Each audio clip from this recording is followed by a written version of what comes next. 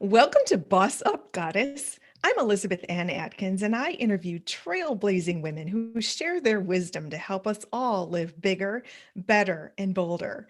The woman you're about to meet is doing exactly that in a really cool and amazing way. Her name is Michael Sherlock, and she is a global speaker, author, and corporate trainer, an entrepreneur extraordinaire. And we are about to learn 5 ways to shock your potential. Welcome, Michael.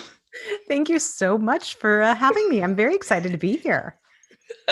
Thank you. I'm so intrigued by you because you truly do shock. Every time I see you, your hair is a different color and you Hmm. have really cool clothes that are all really like colorful, including like these awesome like yellow shoes and and then your name, Michael, which most people would assume was a man, is Yep.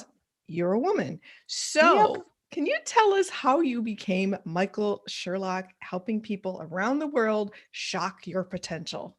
Well, I know you asked about my name first, so I'll give you that story kind of in the condensed version. And it is a great story, and it's a part of me and who I am because I was destined to always have a very unique name. So I was adopted. I'm the only one in my family. I have five brothers and sisters. I'm the youngest of them all. I'm the only one who's adopted. And when my parents got me, and what I mean by got me is they kind of were fostering me at a time that it wasn't a normal fostering situation. It was really like friend of a friend knew a friend where the baby needed to be taken care of and nobody knew what was going to be able to happen with this. And my parents always wanted to have six kids. They wanted to have three boys and three girls. They had three boys, they had two girls, and then my mom had to have a complete hysterectomy. So all of a sudden, 11 years after their youngest, they find out that maybe they could have this baby girl. And so when they got me, they go, well, we got to change your name because I was born in a small town, Spokane, Washington. I mean, it's not small town, but everybody knew everybody's business. And I had been born there. And my given name at birth was One. One Marie Standiford. That was my given name. Like, I don't know what One means sandy colored in Hawaiian, in case anybody wants to know. And so they're like, clearly we can't call her One. Well, we'll call her Michelle for a little bit. So they called me Michelle for a little bit. And then they called me Marie for, I'm sorry, not Michelle. They called me Marie. And they're like, oh, maybe Marie, maybe Anne Marie. I don't know. But we had a friend of the family who was named Mike. And he always wanted one of the Sherlock kids to be named after him. And with my five brothers and sisters, none of them are named Michael. And so they said, you know what? We're going to name this one Michael. Oh, And so it started out wow. as a joke. But Uh-huh. then they said, you know what? By the time they were able to adopt me, they got me when I was 8 weeks old. They were able to adopt me at a year and a half. And at that Oh, point in time, they go, you know what? We really like it. So they named me Michael and Marie. And fun oh my fact is, goodness. that man would never call me Michael. He'd only call me Michelle, which is why I say I also answer to Michelle, Anne Marie, Michael. You can call me Bob. I'll answer to any one of them. Okay. Well, I'm going to call you Michael, and your last name is really cool too, like Sherlock Holmes, investigators, problem solver. Exactly. Love that. Exactly. And I think that that's a lot of what I do is I investigate by how I interact with people and how I ask them questions because the more we get to the end of all the questions, the better the answers come, the easier they come, everybody's happier.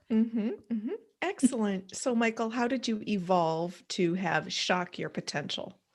Boy, and when you look at anybody's career path, you always kind of wonder, like, what happened for any of us? Like, what happened? Like, I started out as a school teacher, Oh, and here I wow. am doing what I'm doing.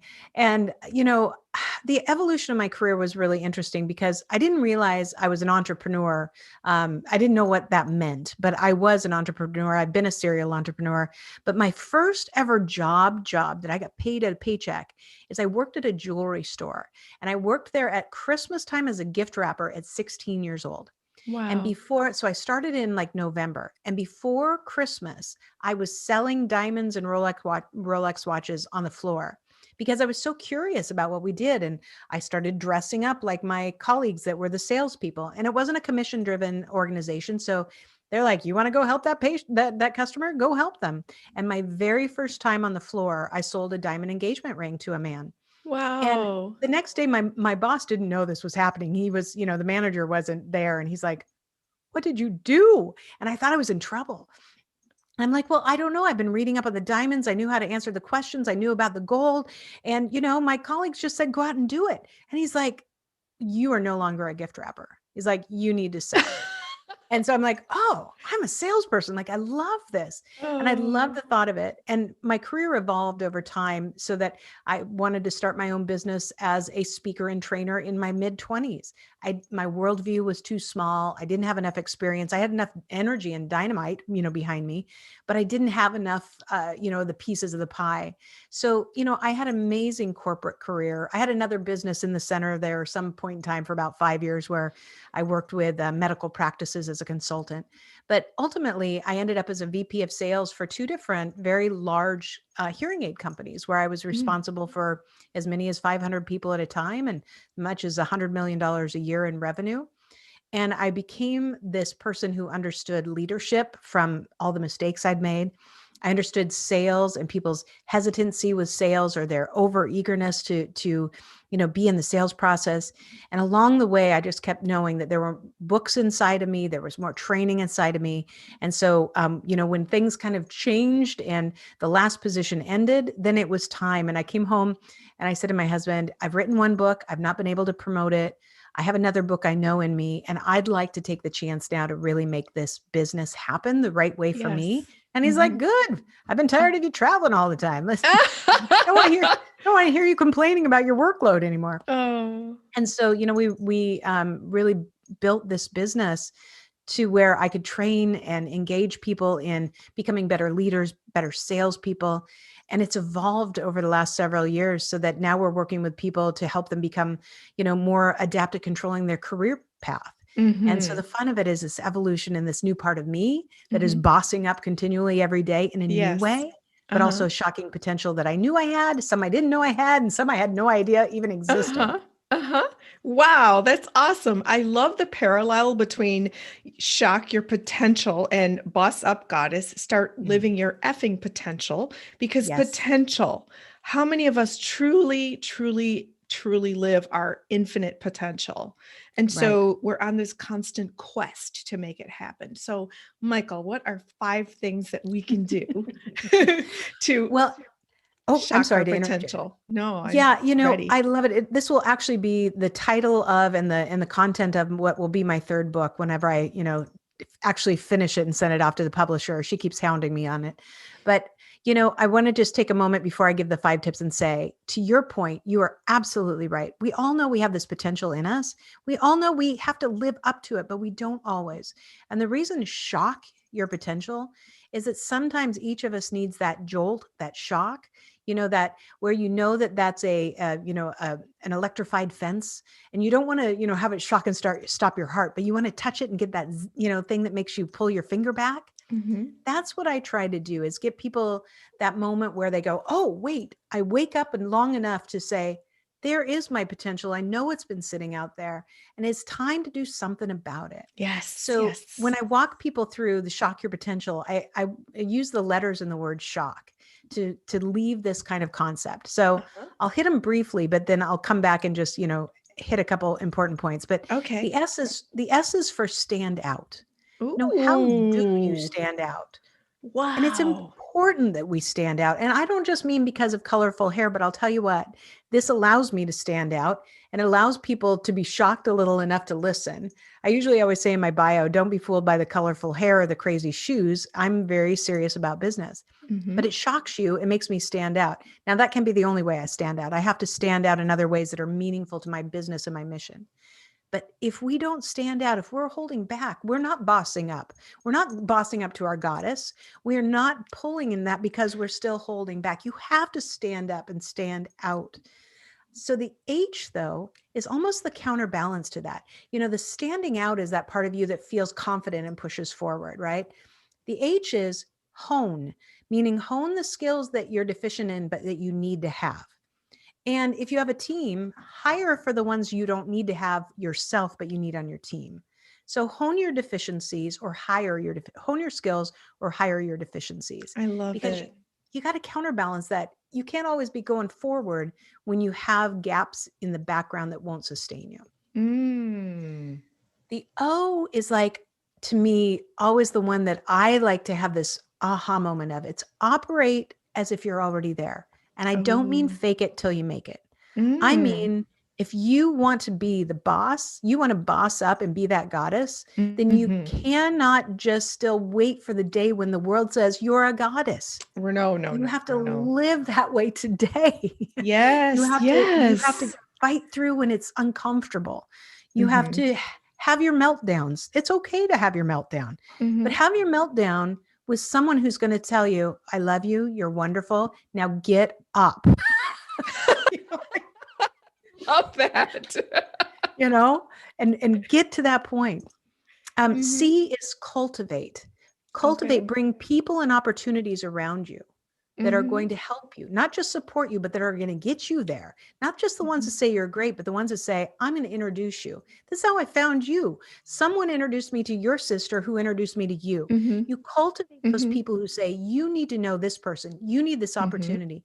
Just today on Mm-hmm. a call, I had a great call with someone out of the blue, first time we've ever talked.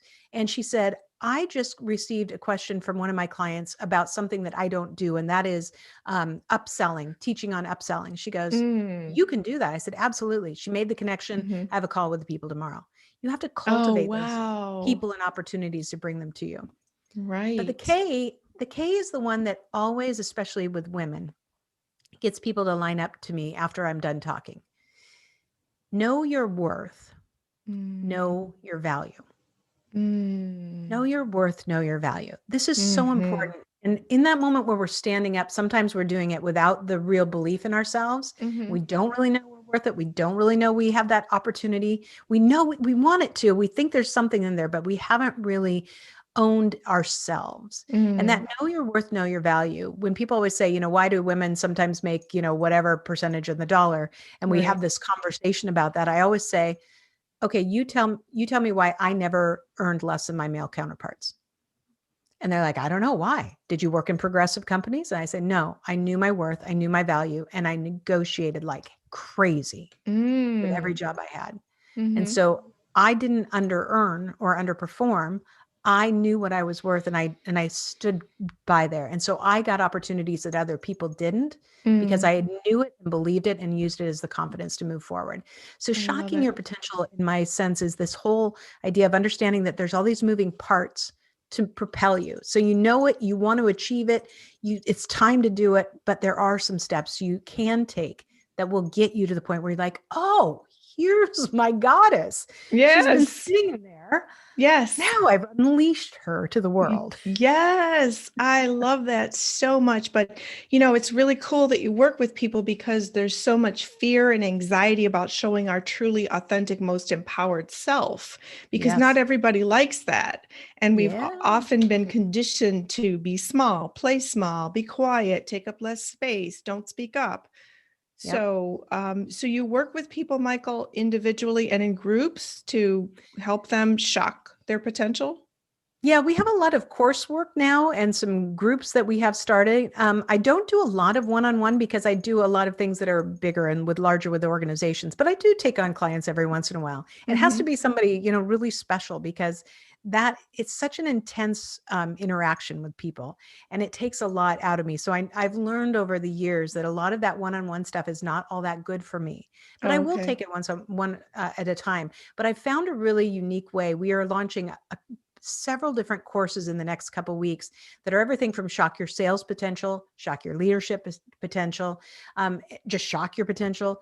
And so we've put these courses together so that they're partly guided. So, you're going through the course, but then you also have assignments that we review, that my team and I review. So they're videos like in the shock your sales potential. I asked people at one point to say, send me a video less than 10 minutes. And this is what I want to know. What was your first sales position? Why did you have it?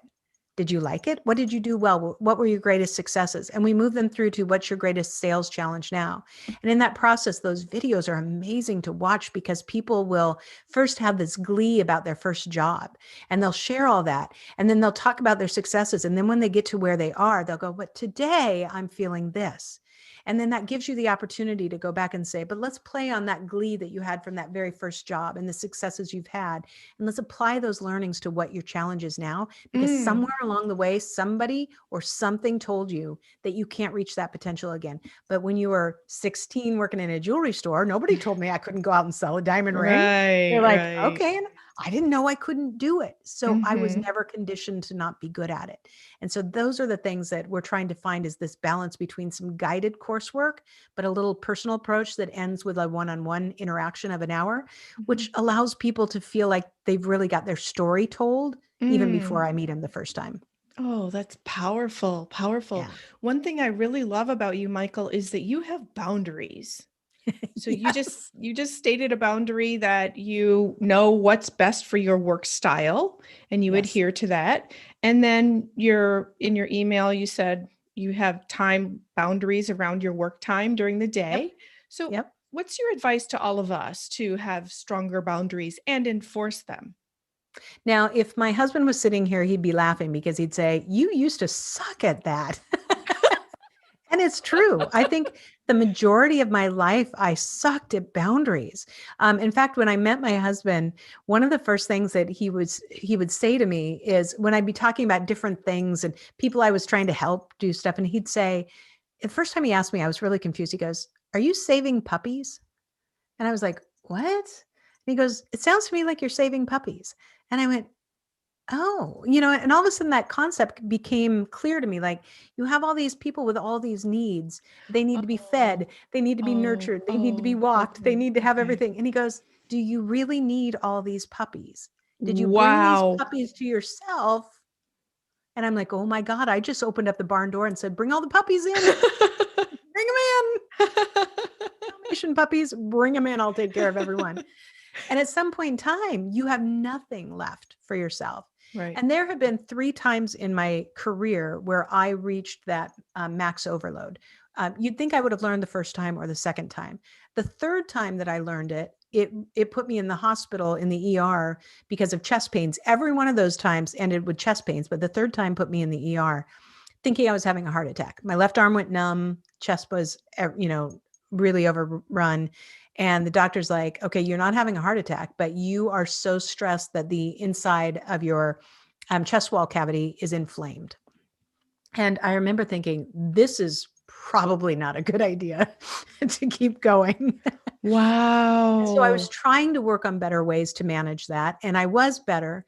But I'll tell you, it wasn't until after I met my husband 10 plus years ago that I finally found a person in my life who's extremely balanced and who would always kind of call me on my stuff and say, "Really, how many more puppies are you going to save before you're Oh, back in the hospital?"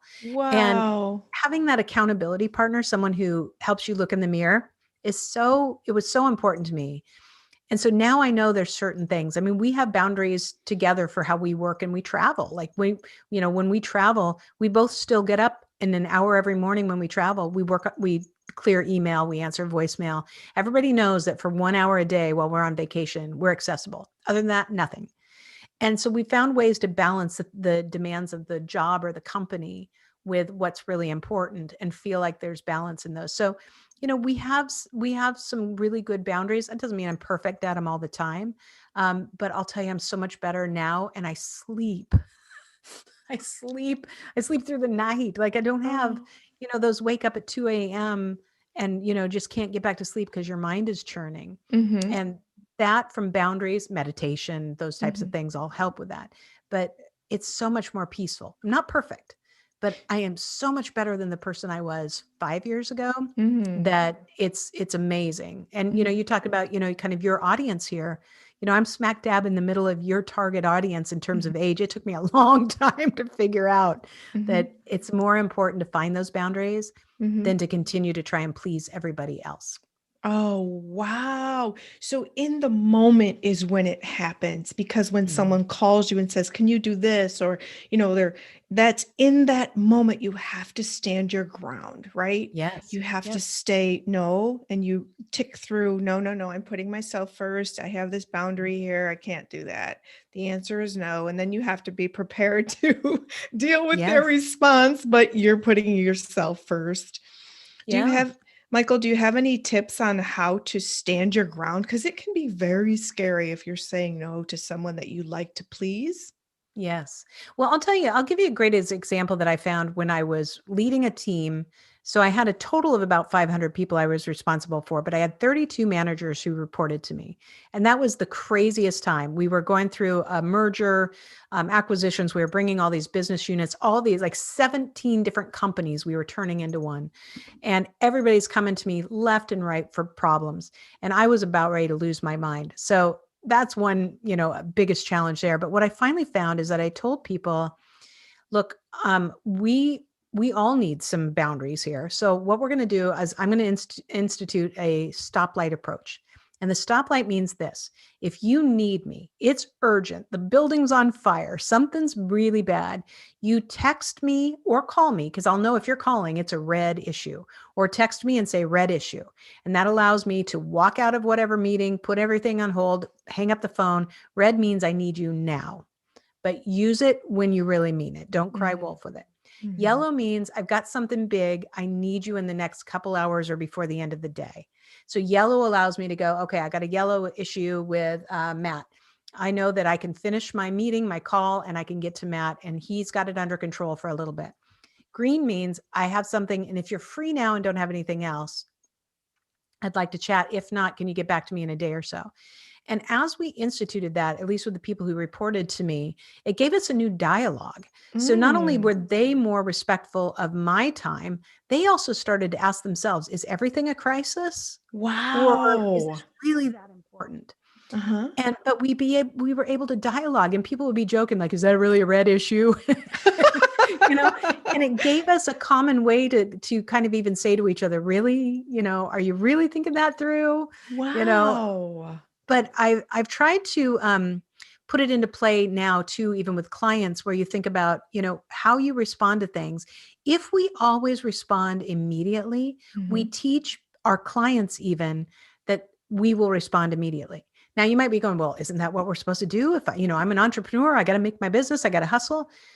We teach customers, employees, family, and friends how to interact with us. We teach them. Mhm. They don't teach us, we teach them. Right. So if we respond to everything urgently, we tell them that every little thing will get my attention, which Wow. really, if they think about it, means, well, how does she do that with anybody and have any traction? So until Mm. we set those boundaries and say, I don't answer my phone after 7 o'clock at night, I don't Mhm. have to answer emails after 6:30 or whatever. Mhm. When we set those and we explain, people will go, oh, hey, no problem. I was just thinking about you at that point in time. And you're like, Wow. okay, great. I'll get back to you on Monday. This is so powerful because during COVID, the pandemic, people are working at home. The lines between work and home have blurred, and people find themselves working more and more because Yep. everybody says, oh, I can answer emails at midnight. I can answer emails at any time. And so, wow, what's your message about implementing these boundaries during COVID? Well, not just COVID, but anytime. So, for instance, I had employees that were always trying to prove to me how hard they were working. And so they'd be sending me emails at Mm. 11 o'clock at night. And I'm like, okay, what are you trying to tell me? Because what I want to know is, why aren't you having your life? I talk about work-life balance or life-work balance. That doesn't mean I want you to slack on either one. It doesn't mean that one should take more than the the other in terms of appropriate balance. I want you to get your job done. I want you to do a great job. But Mhm. then I would say to them, think about this. You're trying to prove to me that you're a great worker because you're emailing me at 11 o'clock. I bet you're also emailing some of your employees at 11 o'clock. What are you teaching them? You're teaching them that they should be on edge every day, Oh, all times. And they're like, yuck. well, that's not what I mean. I'm just clearing my inbox. I'm like, but that's what you're doing. That's what you're teaching. And let me just Wow. give you a funny quick story too, because one day I was flying from Philly to Milwaukee, Wisconsin, and I used to love my flights when I worked in those last two companies, because during my flights I would never use the internet on the plane. I would use that to clear my email because I love Oh. having zero emails in my inbox. So I'd respond to everybody, and I get off the plane in Milwaukee, turn my phone on. I'm like 10 steps, in the airport. One of my employees calls. He goes, so Sherlock, where'd you land? And I'm like, are you stalking me, Dwayne? What's going on? He's like, I go, how'd you know I landed somewhere? He goes, because about 3 minutes ago, I got 17 emails from you. I knew you were on an airplane. And I went, oops. Oh, wow. And that's probably not a great thing to do to my employees because how stressful is that to get 17 emails from your boss at once? Oh That's my going to keep you from goodness. being focused on what else you need to do. So I stopped doing Wow. that. Wow. Oh my goodness. Yeah, all my advice comes from all the mistakes I made Well, and that's still make. powerful. Very, very good learning experiences when we fail or make mistakes. So, have you noticed that during the pandemic, and there's been such a huge shift in the way we work, and many more people are starting their own companies and being entrepreneurs? Have you Mhm. noticed that any changes in our work styles or or any advice you might offer to those starting their own company? Sure. Well, I'll tell you what. I don't know if I've told you this part of my. I actually have a second company, and it comes from the fact that my entire team is in Kenya. And there's a funny story about how they're all in Kenya. It has to do with a client of mine, but I have an entire team that is all based in Kenya. And it's an amazing workforce. They're, affordable for me. It's a middle income living for them. They are great, amazing people. And when I interview them, I ask them because, there's, sometimes an 8 hour time difference, sometimes a 9 when I'm on the East Coast. And when I go back to the West Coast, it's, 11 hours difference, 12 hours difference. It's challenging. But so I've taught them, that we're very project based. So they have things they know when they're due, they know all that. So I just want to make sure that their project work gets done. So we know when the timelines are. Other than that, I don't care when they work. I have one person who is up at 4 a.m. his time every day, and he's, working crazy. And I have another one, she doesn't start work until 9 o'clock at night, her time, but she Oh. works until God knows when. Mhm. Um, and there's all these differences in them. But so I ask them, when do you work best? How do you work most effectively? And let's embrace that. And I think for entrepreneurs, we really need to embrace that. So, for instance, every morning my husband's alarm goes off at 6:30. He gets up. I kind of, roll around, might sleep for another 15 minutes. I read my email in bed for a few minutes and I get up and I spend an hour plus watching Good Morning America, drinking my first cup of tea and my first cup of coffee. And then I finally get to work around 8. And most people go, "You're an entrepreneur. You should be working at 5 a.m." Well, I don't do well at 5 a.m. I barely do well at 8 a.m. And I'll tell you what, at 3 o'clock, 3:30, the max. I mean, there's days like this that I'm going till whatever time. But there's days at 3:30, I'm like, there's nothing left. There's nothing left in my brain. Right, And I right, think the best right. thing that we can do for ourselves is Mhm. respect our own bodies and minds and what they're telling Yes. us and Oh, work in our peak times. And I yes. have one person on my team who works, 4 hours in the morning, takes, I don't know how long, and works later in the afternoon, in the evening. It's beautiful. I mean, it's like, I don't care when you do it. We shouldn't care when we do it, except for when we have meetings and deadlines and expectations. But other Mhm. than that, let's embrace the part of us that is who we are, not who somebody else expects us to be on an 8 to 5 clock. I love that so much. Oh my goodness. As a It's writer, important. yes, I tell that to my book coaching clients because you have to know when your brain energy is in your most genius zone and when your body Yes. energy is highest. And that's when you should write. And don't Yes. force it when you're zapped. No way, because it won't work. And you'll be frustrated with yourself. So why put yourself in a situation where it's not good? And it's funny because I guess Monday, because it was today, Wednesday, I don't even know what day it is this week. But Monday, about 3 o'clock, I just walked up to, the room that my husband's using as an office. And I laid down on the bed. He's like, what's going on? I go, we need to go have a beer.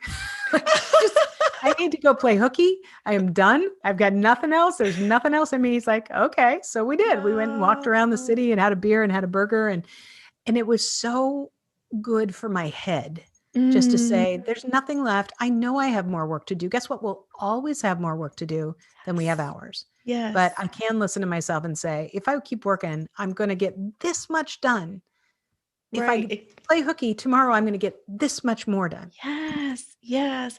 Michael, can you just talk about work-life balance? Because again, the pandemic, we're home, things are closed in many parts of the country still. It's winter, Yeah. and the work-life balance of working at home is again gotten blurred. So how do we do that? How do we feel entitled to have that fun? Yeah. Well, I always like to have fun. So that's sometimes it's harder for me to have the work part on there because I like the fun part. But I think it's really important in how you set up your day, because then if you're working at your best times, you're in a better shape. But there are always going to be things that throw you off. So last week, as a for instance, so my podcast goes out 5 days a week. I tape podcasts 1 week a month. And in that week, that's all I do. I tape 20 to 24 podcasts in a 1 week period of time. And last week, I've been on this new, working with my fitness coach again. I'd lost a few pounds in the first couple of weeks. Everything was going great, exercising great. And last week derailed everything. Like I was so exhausted at the end of every day. There wasn't, working out. And it really kind of hit me for a while until I thought, okay, you got to embrace and say, it's okay. Now, when I have podcast taping week again on March 8th, the week of March 8th, what are you going to do differently? How are you going to fix this beforehand? How are you going to plan ahead? So maybe I have to, give up part of my Good Morning America to do my weighted hula hoop, or maybe I do it. I just give up the coffee, have the coffee later. Hmm. Planning ahead for when we know that those times are tough, and Hmm. planning them in our schedule. And when we do that, we're more likely to stick to it. Wow, that's really powerful. So planning your time is key Oh to, yeah. and planning in the balance and the fun and Yeah. the rest. Yeah, I mean, it sounds weird to say plan in your fun, but if you don't, I mean, my husband had President's Day off this week, and I totally forget. I always forget when he has these weird holidays off. And so I'm like, when's your next holiday off? And it's Good Friday is his next holiday off, although they call it spring, whatever. So I went ahead and I blocked off April 2nd because I'm like, Uh-huh. I'm not going to let another day where he can play hooky go and I'm stuck Oh, working. Like, I'm right. going to plan ahead for this and I'm going to be smarter next Oh, I love that. That is time. amazing. It takes more energy to think about it ahead of time, but then when you get in the pattern, you set your mind to have the balance, and I think that that's what's key. Hmm. Wow, Michael, these are such powerful tips. I am Thank just you. learning so much from you. Very inspired. And next time I see you, your hair will probably be a different color, right? Yeah, I'm getting it done next Friday, so I'm not quite sure. I think we're going to go back to some blonde roots. Maybe I like it when I have all the colors of my logo in there. I think we might go back to that for a bit. We'll see. Ooh, that's Yeah. so fun. I love it. I love it. Well, Michael, thank you for sharing how to shock your potential here on Boss Up Goddess. Yes, thank you. You're welcome. I look forward to your next book, your podcast. Where can people find you? The easiest place is go to shockyourpotential.com Mhm. and you'll find the podcast there. You'll find links to my books. You'll find a little bit about us and it's fun. Or if you're interested in our remote staffing company, it's called Kukua Biz, which is KUKUABIZ.com. And Mhm. Kukua means growth in Swahili. And by the way, my Ooh. team is trying to teach me Swahili. So it's been pretty, they laugh at me every time I get a new word, but I'm getting there. I've got 5 of them now. Oh, I love that. I love that. So, is that service available to others? Oh, yes. So what we do is we actually have a whole talent pool of people in Kenya that we have interviewed. We pre-screened. We've done background checks, and we place them with. We started out we were placing them with just U.S. small businesses, but we actually have a client now who's a U.S. business but based in Mexico. We have a potential client in the U.K. So we just are like anybody who is looking for affordable remote talent to help grow and scale their business. Oh, You get matched up with somebody that's 100% dedicated to you and your business, and it's really amazing. We're probably placing 2 to 3 people per week right now, so it's pretty fun, very exciting. wow, that's excellent. So, like virtual assistant type people? Yeah. Yeah. Yeah. So everything from, you need somebody to help you with social media marketing. You need Oh, somebody to help manage your podcast. hmm. Need somebody to edit videos. You need somebody to manage your marketing or be your admin. Yeah. We have kind of all of the above. We've got people who work on websites and app development. You name it, we've got it. Wow, that's so wonderful to know. Can you say that website one more time, please? Yes. It's called kukuabiz.com and it's Hmm. KUKUABIZ.com. Excellent. I'll put that in the description box along with your website so people can get in touch with you and learn more about all the amazing things that you're doing to help people, women, boss up, goddess. I love it. I love it. Thank you so much. It's been a lot of fun tonight. Yes. Thank you, Michael. Wow. I wish you the absolute best in every way. Thank you. And you as well. Boss Thank up. you. Yes. And thank you to all of you who are watching now for enjoying the wonderful expertise of Michael Sherlock, who taught us how to shock our potential. Love that so much, along with all our other helpful tips. I'm Elizabeth Ann Atkins, and I interview trailblazing women like Michael Sherlock to help you boss up. And remember that you have the power. Please do like, share, subscribe, comment, and click the notification bell so you'll know every time I go live and upload a new video. You can also follow me on Twitter at Elizabeth Atkins. So remember, boss up, goddess, and I'll see you next time.